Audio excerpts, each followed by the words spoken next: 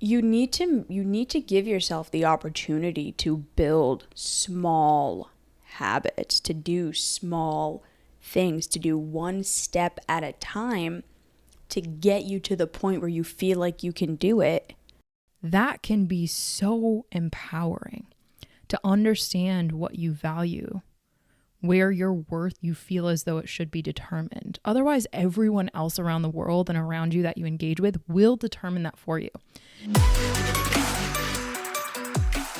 Welcome to Evolve Ventures, the one place where people like you can dependably go to shift your consciousness to unlimited potential. I am your host, Bianca Thomas. And I am your host, Emilia Smith. Welcome back to another episode. And for those of you who might be joining us for your first time, we welcome you. We are going to be digging into episode 111, the top 3 skills for building self-worth. But prior to getting into that, if you haven't already listened to our episode 110, Why Don't I Feel Good Enough? Please take a listen to that, because that conversation will set the groundwork for Bianca and I's perspectives. And we believe it's really important to get an understanding of who you're talking to or who you're listening to. And maybe some of our perspectives that we bring in that episode might really help set the groundwork for you as it comes to, thinking of yourself when we get into this episode. Our intention for this episode is to share with each one of our listeners, our community members all around the world, what Bianca and I have done to build our own self-worth. And being coaches, Bianca being a therapist, us being leaders and having team members around the world, it can look different for every single person. However, she and I have found trends and similarities in certain behavior styles in people. It doesn't matter, if they're very, very young or if they're in their 80s. And so what we hope to do in this episode is share some stories, share some personal experience, and really kind of get into that nitty gritty of the skill set behind building self-worth. So if you're into that, join us in this episode, and we will, at the end of this episode, get into another episode suggestion if you really like this conversation. So hang in there and let's dig in. Go ahead, B. So I'm going to get started with skill number 1, building evidence to support the belief that you're good enough.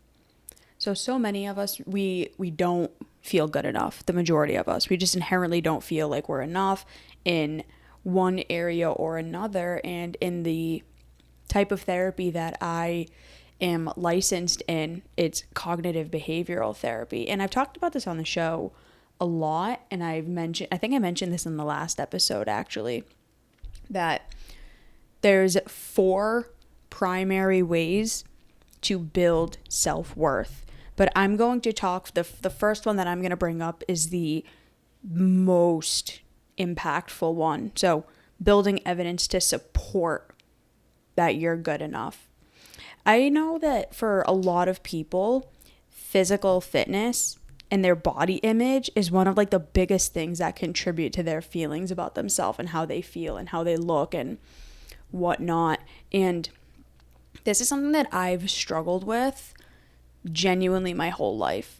I would always look in a mirror, see other people and compare myself and be like, oh my God, I hate my body. I hate how I look. I feel terrible.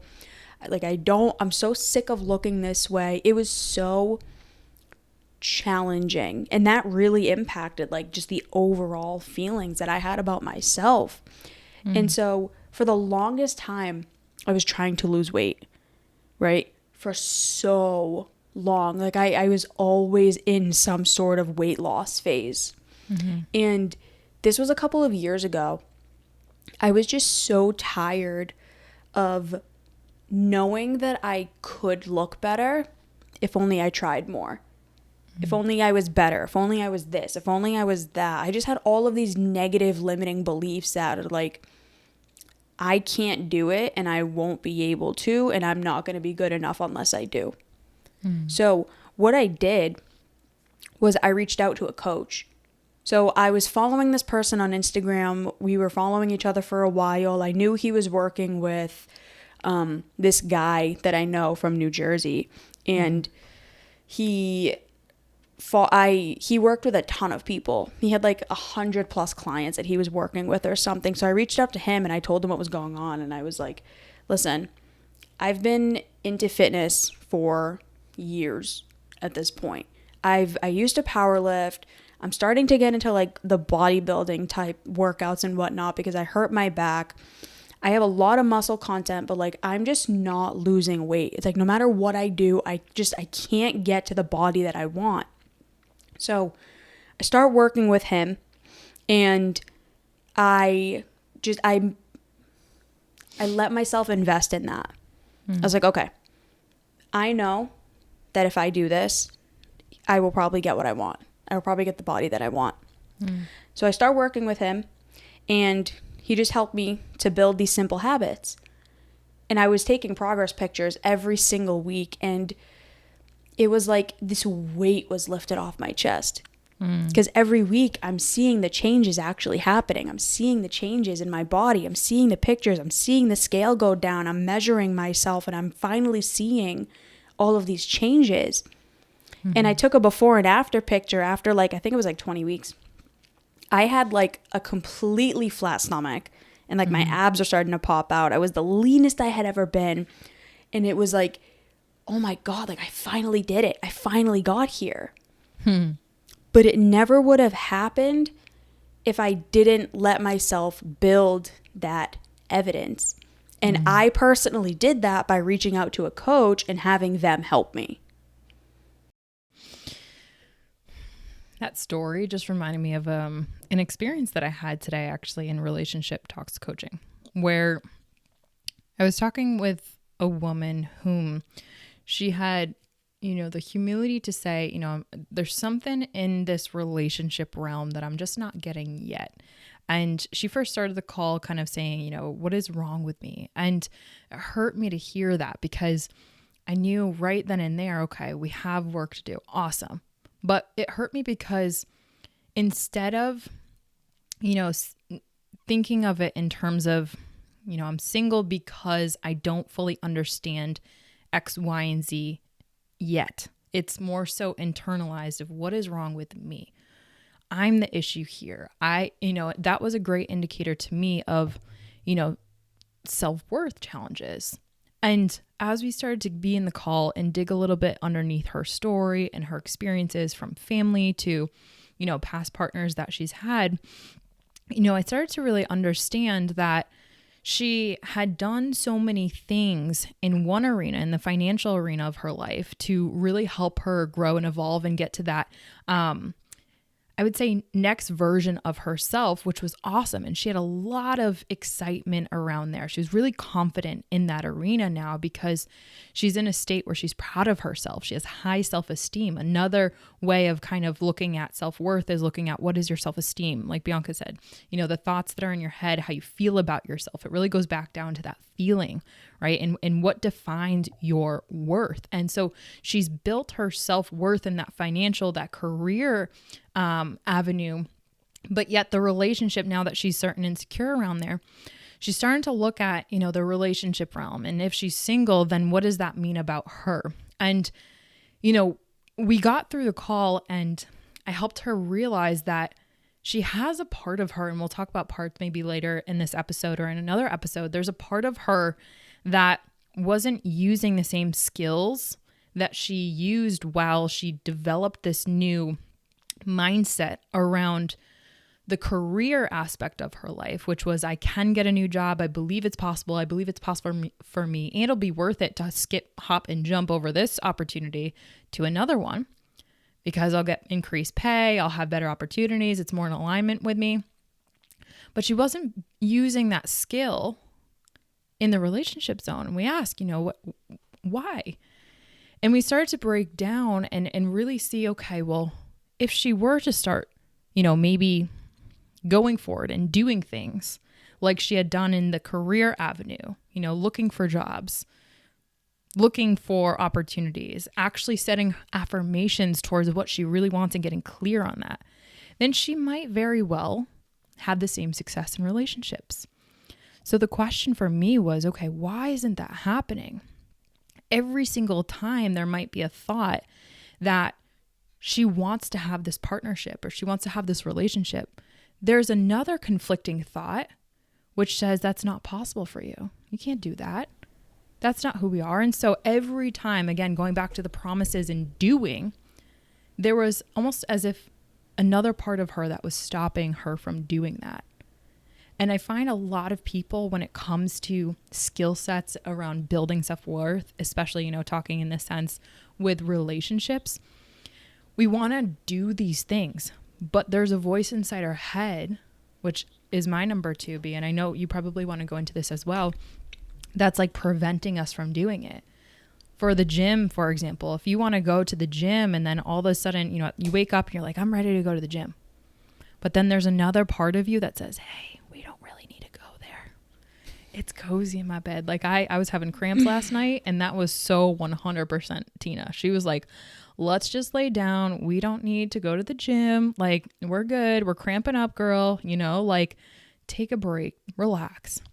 If I just let that voice inside my head win all the time, then I wouldn't actually build my self-worth in that arena. Why? Because my self-esteem, I got to know what my self-esteem, what I take pride in, what I love about myself and what I value. If I don't know what those things are, and then there's an active voice saying, okay, well, we don't need to even try. We don't need to do anything. Let's just break all these promises, even though you want to do these things. That's going to break down my self-esteem. That's going to break down my self-worth. So whether it's in the gym or whether it's in relationships and you're looking for that, number 1 skill to what B you had said is the doing it. You can't just talk about it. And you need to do it in small steps too. So I don't think I explained this story well in the beginning, but whatever.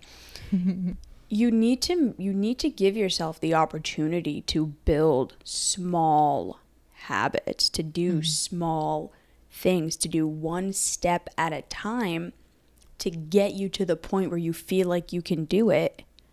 So for me in that fitness example, it was just the 1 pound at a time. Just focus on this week. Can you make sure you hit your macros this week? Oh, cool, I did that. Can you make sure that you do every single exercise the way you're supposed to do it? Oh, cool, I did that. And every week, the more and more I was able to do these things, the more I was building the belief, oh, I actually can do this. I actually can get myself to the body that I want. I am enough in this arena because I'm keeping these promises. I said I was going to do something, and I didn't make it this giant, unattainable goal. It was, well, what can I do today? What is my objective for today? What is the thing that I need to do today? And how can I do that? And then when I did, at the end of the day, it's like, oh my God, I hit my calories perfectly. I did the workout I was supposed to do, and I feel really good. And then a week later, when I go on the scale and I notice it's down 2 pounds one week, it's down a pound another, it's down half a pound. Oh my God, I'm down 2 pounds again. And you can see the changes happening. That builds your self-worth. Because it's like, oh, I can do it. Oh, I can do this thing. And when you prove to yourself you can do things, you start to feel so much better about yourself. And you're more likely to try something else, and then try something else, and then try something else. And eventually, the accumulation of that, you really start building your sense of self-worth and your self-esteem. So true. Second skill that I want to jump to, saying no when it doesn't feel right or is aligned to you. Deciding specifically on what is right for you, I believe, is such a critical component that is a skill in itself that helps to build self-worth. I'll go into a quick story here. I have a client right now, and I'll keep it anonymous, but when we started to get into our phone call, I started to understand, and she so humbly explained that she's having challenges around boundaries and setting boundaries. And a lot of us struggle with that, especially when we are experiencing self-worth challenges. And I've 100% been there, especially around family, especially when it comes to work, especially because I had formerly identified and still do as an overachiever, right?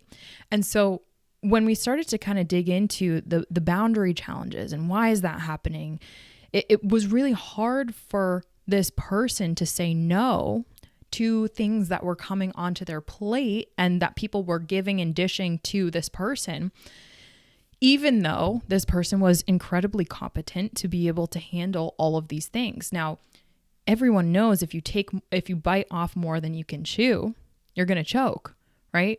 But a lot of people don't understand what that can do to your self-worth, because you start to build this belief of like, okay, well, I said yes to these things, and now I need to kind of figure out how to make sure that everyone else is taken care of without actually taking care of myself. And so one of the homeworks that we did, just very simply to try to build this skill, because ultimately what's underneath this is self-worth, is trying to understand who the heck you are. You know, we're raised so, and I don't want to blanket this for everyone, but sometimes just choosing what's right for you, that can be so empowering. To understand what you value, where your worth you feel as though it should be determined. Otherwise, everyone else around the world and around you that you engage with will determine that for you. And so it was very small little homework to decide which email will you use to develop the calendar that's going to be your guiding compass when it comes to setting up your time and what's important to you and what's valuable to you. So the skill set there is, can you really get clear on what is feeling right for you? What is aligned to you? And if not, why not? Right? Can you say no when it doesn't feel right or when it's not aligned to you? And can you decide in that moment to choose one or the other? Or are you conflicted? Are you on the fence? Because I found that that's a great indicator of like, okay, awesome. We definitely got to dig here. We got to start to develop this self-worth. And sometimes it is just in a small little decision there. I feel like it's so hard for so many people to be able to say no, because that wasn't really an option when they were growing up. 1000%. They were probably punished for when they said no, or they were like, maybe not like physically punished, you know, but you get guilted if you say no. You get the, oh, you don't care about us if you say no, or a myriad of other things. And I think that's why people start developing this people pleasing, because it's like, well, I only get love if I always say yes. I only get attention if I always say yes, or it's always a problem whenever I say no.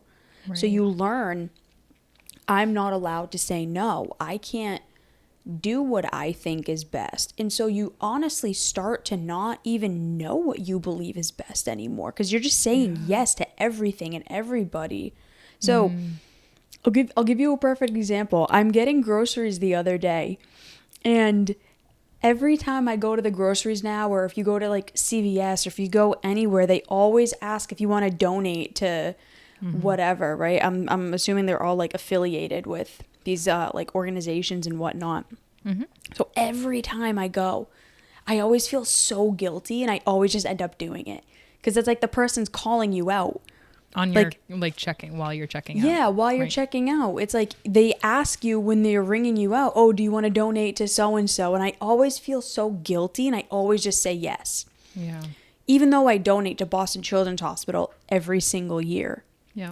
So I'm at the grocery store the other day, and I'm in the line, and there's a guy in front of me. He's like an older gentleman, and the woman asks him if he wants to donate, and he's like, no. Just very bluntly, no. No explanation. No remorse. Nothing. No, just no, I don't want to. Just like that. I'm like, oh, well, nothing happened to him. Okay, well, can I say no? Because I always feel so guilty every time I go. I'm like, oh my God, the person's going to hate me. They're going to think I'm a terrible person. They're going to think I'm selfish. And notice how like I'm starting this entire internal dialogue in my head of like catastrophizing and jumping to conclusions about what's going to happen. So I'm there in the line, and I'm checking out, and I'm like, my heart is like racing, and I'm like tapping my foot because I know she's about to ask me if I want to donate. And it ends up happening inevitably. Do you want to donate to Boston Children's Hospital? And I was like, no, thank you though. And like, she kind of did give me like this side eye look, and I'm like, oh, Jesus Christ, no, it's happening. It's happening. It's happening. So I'm in the line and I felt so guilty. Oh my God, I felt so guilty because I'm such a POS. I should have just donated. It only would have been $1. And then I'm like, B, you donate every year. You intend on doing major things with Boston Children's Hospital later on. It's okay if one time you say no. And I really had to have that dialogue with myself. But after I was able to have that dialogue, I felt really good. I was like, oh my God, yeah, I was able to do it. I almost had a heart attack, but like I was able to do it. I was able to stand my ground and say, no, I do not want to donate. And even when this person gave me a side eye look, I still stuck to my boundary. And I was like, no, I don't want to. A lot of the work that I've done with my clients, and I don't just want to say women, but I find that women do struggle a lot with the saying no part. And it's, a lot of what I've found, and I'm sure you found this too, B, is that guilt part of what will people think? What will people think? And having to handle the discomfort that I'm experiencing because those automatic thoughts are creating this whole version of what people will think of me or who I am, a whole new identity because I said no because it wasn't aligned for me. And I find that that's definitely one of the biggest things that, if anything, this episode, our listeners can take away with. When you can say no to those little things, it's just like building a muscle. It will help you build up the confidence and the courage, which I believe is the most important thing when it comes to self-worth. It can help you build up that courage to be able to say no to those things that are out of alignment, but are much more, quote unquote, higher social risks. So like a great example of this is saying no to a family party. That can be very scary because there's guilt trips underneath that. You love your family. Why would you say no? I've gotten this so many times. Oh my gosh. And now it's just like, okay, like I'm over it. It's not aligned for me. It never was. It's never going to be unless X, Y, and Z is there. And I need to be okay expressing that truth. I need to be okay with what my truth is. And so many of us allow those automatic thoughts to grow legs and run away with this new identity of who we are when that's not the truth. And so, I think the number 3 skill to building self-worth, I know you have, this really is like, and I'm going to say it in terms of parts, because again, going back to our last episode, I introduced the concept of IFS, internal family systems, where it talks about how we have different parts of us that will create these scenarios that will have different voices. When you find yourself kind of in that, just for you, for example, in that moment where you had your centered self, and I believe she has a name. What was that part of you that was like, B, you donate to Boston Children's Hospital all the time. Who is that part? I know you've named her. My like spiritual part?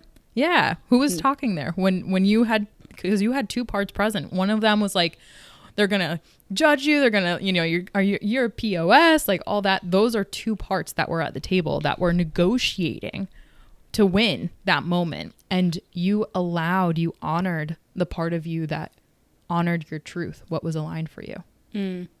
So the part of me that was saying you should feel guilty about this and they're going to be mad at you if you say no was little B. And I talk about her all the time. This is literally where I got this why I got this tattoo. This is representative of little B. For those of you who can't see, I have a Wonder Woman tattoo on my bicep, on my right bicep, and I specifically got that for her. But so that was little B. I don't know if that other side was my like spiritual side. I feel like that was my rational, like logical one of like, you don't need to feel guilty for this. Like you didn't do anything wrong. But that was Evie. Evie. We love her. I named her Evie after Evie Pomporis, who's a badass.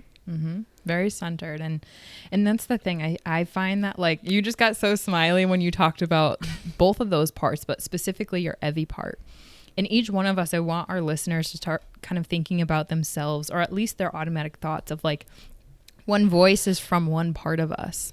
And you can name them. Like I have different parts of me too that I name, and we talk about them frequently. If you ever hear me talking about Tina. She's like the hungry hippo that like wants to eat everything, right? And then I have, Awa, who is like very centered, the part of me that's my internal guiding system that allows me when we're at the negotiating table, for example, if we're at the grocery line and someone, that's going to happen. And, she's the one that guides me through, says, let's focus on what you value.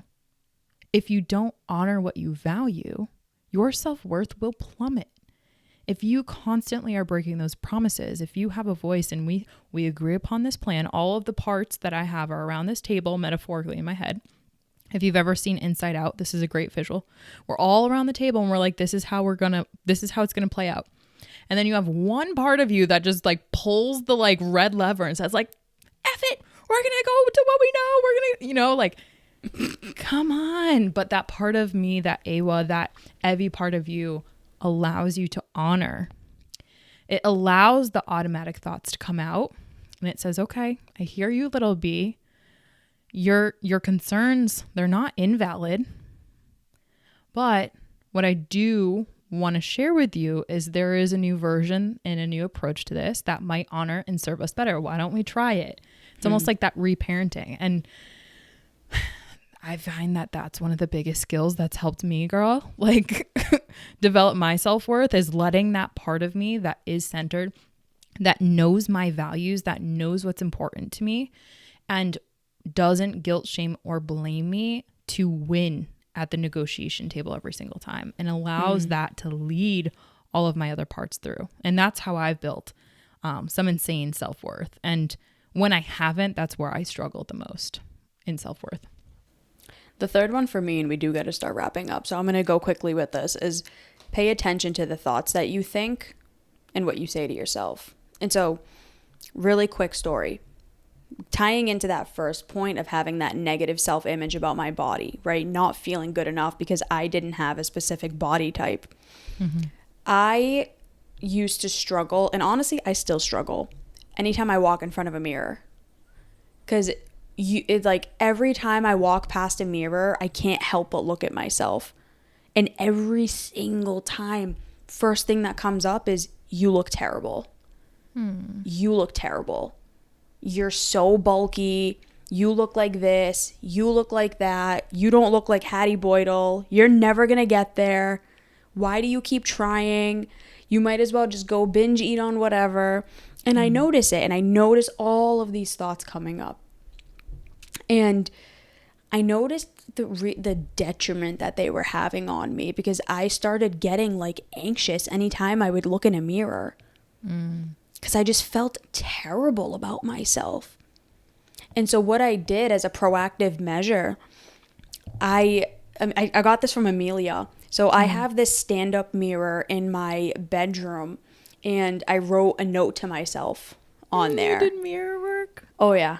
Every mirror like in here, and then on this like big whiteboard, and all the whiteboards that I have around my house, I have messages to myself. And they're there intentionally to contradict and to counter the negative automatic thoughts that do typically come up. Now, I've gotten to a point where I'm really good at countering the negative thoughts that come up. I'm not always perfect at it, but I've developed the skill through, again, going back to number one, building evidence to support the belief. I've just done it enough times. Yeah. I've done it with enough repetition that I can catch it when they come up, and I can kind of argue against them within myself. But one of the areas where I still struggle with that is body image. And so I put that note up on my mirror, and I actually added to my daily system one of the things that I have to do every day. And this is really, it might be hard if you guys try to do this, because I know how uncomfortable it is for me. I will go stand naked in front of my mirror, and I do this every day now. And I read the note that I put to myself, and I'm proactively telling myself positive messages about my body.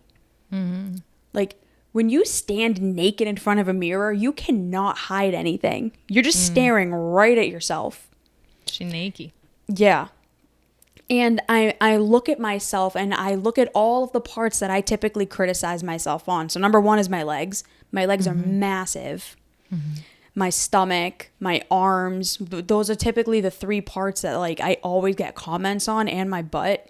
And so I will comment on every single part and explain to myself and talk to myself about why I love those parts of me. And so I'm redirecting the conversation that I'm having with myself. So that's skill number 3. Pay attention to the thoughts that you say and that you're thinking to yourself, and practice countering them. You're not going to believe it at first, but that's where building the evidence and learning to say no in some areas and in other areas and what is aligned, all of these tie in with each other. So true. Proud of you, B. I know that that's not easy at all. It is the most uncomfortable thing ever, because I'm just staring at myself and I'm like, you're so nasty. And then it's like, no, don't. And I got to like really fight all those parts of me that believe it. Yeah. It's fascinating because I forget like those little things, how far they've gone for my personal self-worth. Like I have on our bathroom mirror, I have a decal that says "You are amazing." And so like before I even have like I'm still sleepy, I'll sit down, go to the bathroom like right as I'm like waking up, and like my eyes are still like, trying to see the world. And it like, I like, oh, like what's that on the mirror? Like every single time I forget, I'm like, oh, you are amazing. And it's like, oh, that's nice. And then like that nice. sets the thought. That sets the thought record for the day, or like the standard. So like my automatic thoughts, if any of those are awake and grouchy and like ready to like combat that, like what happens first is that reception of that affirmation on the mirror. So mirror work has done wonders for me, and I'm really glad that it's done wonders for you. There's so many of my clients too that it's done wonders for. So you're priming yourself. That's great. Yeah, that's what doing that is. Well, no, like having the "you are amazing." There's a theory behind that. It's called priming. Yeah. That's why like Emilia and I both, we have a very strategic morning routine. And this is something we're going to talk about later on. And we've done a few episodes on this, but setting yourself up with a solid morning routine, you're priming your mind, you're priming your thoughts, you're priming all of these things, and building the evidence to support saying no when it doesn't feel aligned, and paying attention to the thoughts that you say and think. All of these things are going to start priming you to start feeling better about yourself and to start building that self-worth. Love it. I hope our listeners really enjoyed this one. Try it on, try which one, or just look at the 3 and see which one you struggle with the most. And then try to use some of these examples, that practical examples that we have brought in through this episode, and see what can really serve you. Is it the mirror writing of positive affirmations? Is it the saying no at the counter when they're asking for a donation? Is it, just completely countering those automatic thoughts? And what is it that you need? What evidence do you need to support the countering of when you might feel as though you have low self-worth in this? So B, what would you suggest our listeners to take a peek at in terms of episodes if they enjoyed this one? I was like, where's she going with that? I didn't know what you were trying to say. Episode suggestion number 18, how your thoughts are screwing you. Oh, baby. And what's your final takeaway for this episode? Self-worth is a skill. It's not something you're inherently born with. And if you can learn the skills to self-worth, you will eventually have it. But you also got to work at it every day. It's not like you're just going to get it and then you're like, oh yeah, I'm amazing, whatever. No, you got to work at it every day. Yeah, you got to. It's maintenance. My episode suggestion for our listeners, if you liked this episode, would be number 30. Earlier in our journey, but I still think it's a goodie. How to set realistic goals you can actually achieve. To what you had said a little bit earlier, B, if you're setting this giant audacious goal that your brain doesn't believe in, because like that you can't do that at this very point in your skill set, your level, your capabilities, whatever, you're not even going to try. So we don't want to have you set yourself up for failure just yet. Failure is really important throughout this journey of building self-worth, but you got to do that in a very skillful way that honors where you are currently building and what your current level of self-worth is at. So with that being said, my final takeaway with self-worth is kind of putting a disclosure out there for our listeners. Everyone's self-worth is at a different level. We all respond and show up in the world based on that level of self-worth. Some of us have inflated self-worth. Some of us have very, very low self-worth. And it's such a delicate topic because a lot of us don't want to look into this mirror, and because a lot of us have all struggled in different ways. And so my key takeaway to our listeners is to be kind to yourself where you currently are, because without that kindness, that compassion, it can be such a brutal journey for you. And I don't want to put anyone further down in the gutter. Our goal here at Evolve Ventures is to really help evolve your consciousness. And that starts with these beliefs that you might have, and in one part or another might have, that is putting you already in the gutter, right? And so we want to, with love, with compassion, with grace, help you evolve that thought, right? Because you are so much more worthy to exist in this world than you probably could ever believe in here right now, especially if this is something you've struggled with. So thank you for joining us on this episode, and stay tuned for more episodes around self-worth. That is going to be our theme for this month. So if you liked this episode, please share it with someone that you love and care about who desperately needs to hear this or become a part of this conversation. If you want to engage with other people who are experiencing what you're experiencing, going through the journey you're going through, and are all trying to better themselves and have better lives, then join the Evolve Venture Society page.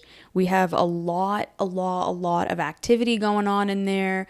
We have private interviews going on in there. We engage with the community. It's just a really incredible place to go, and it's free. So if you want to engage with other like-minded people, sign up in there. Shout out to girls. All right, everyone, so much love to you. We'll see you in the next episode. Stay tuned. Bye. Bye, everyone.